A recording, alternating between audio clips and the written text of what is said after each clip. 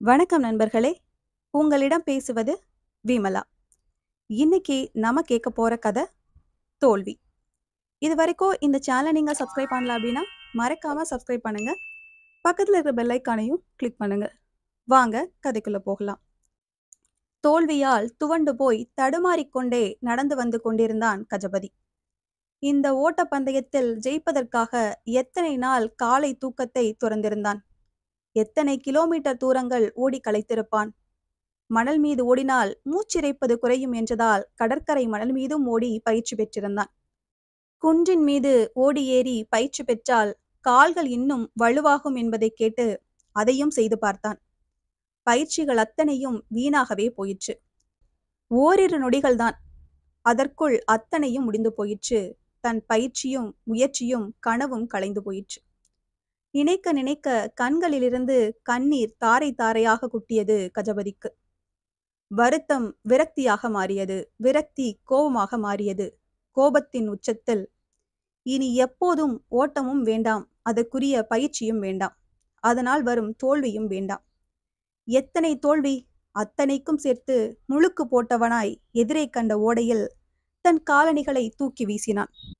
தோல்வியுடன் வீட்டுக்கு போக மனமற்றவனாய் ஓடைக்கு அருகில் நின்ற மரத்தடியில் போய் அமர்ந்து கொண்டான். மரத்தின் நிழல் இதமாக இருந்தது. காற்று லேசாக வீசி தாய்ப்பாசத்தோடு அவன் தலை வருடி சென்று அவனுக்கு ஆறுதல் அளித்தது. இவை அத்தனையும் சற்று தூரத்தில் நின்றிருந்த முதியவர் ஒருவர் கவனித்துக் கொண்டிருந்தார். அவர் அவன் அருகே சென்று அவன் சோர்ந்து போய் இருப்பதற்கான காரணத்தை கேட்டார். அவன் தன்னுடைய சோகத்தை எல்லாம் அவரிடம் கொட்டி தீர்த்தான். இனி வாழ்நாளில் தான் ஒருபோதும் ஓட்டப் போட்டிகளில் பங்கேற்கப் போவதில்லை என நம்பிக்கை இழந்தவனாய் கவலையோடு தன்னுடைய முடிவை திடமாக சொன்னான் அவரிடம். அவன் தன்னுடைய கதையை சொல்லி முடிக்கும் தருவாயில் அவன் ஓடையில் வீசி எறிந்த காலணி அவர்கள் நின்றிருந்த இடம் அருகே நீரின் ஓட்டத்தில் வந்து ஓடையில் சாய்ந்து கிடந்த சிறு கொம்பொன்றில் மோதி நின்றது. அக்காலணியிலிருந்து இறங்கி வந்த எறும்பொன்று அக்குச்சி வழியே கரையில் இறங்கி சென்றது. அவர்கள் இருவருடைய கண்களும் அக்காட்சியை கண்டது. இப்போது நேராக அவன் முகத்தை பார்த்தார் அந்த பெரியவர். அவனால் அவரை நேருக்கு நேர் பார்க்க முடியவில்லை. இப்போது அவர் அவனை பார்த்து சொன்னார், இந்த எறும்பு எத்தனை நேரமாக தண்ணீரில் தத்தளித்திருக்கும், எத்தனை நேரமாக போராடி இருக்கும்.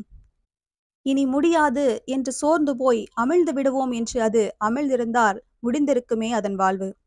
அதை செய்யாது தொடர்ந்து நம்பிக்கையோடு முயற்சித்ததால் தானே அதனால் ஜீவனோடு திரும்ப முடிந்தது. நம்முடைய வாழ்வு மாறவும் நிமிடம் போதும்.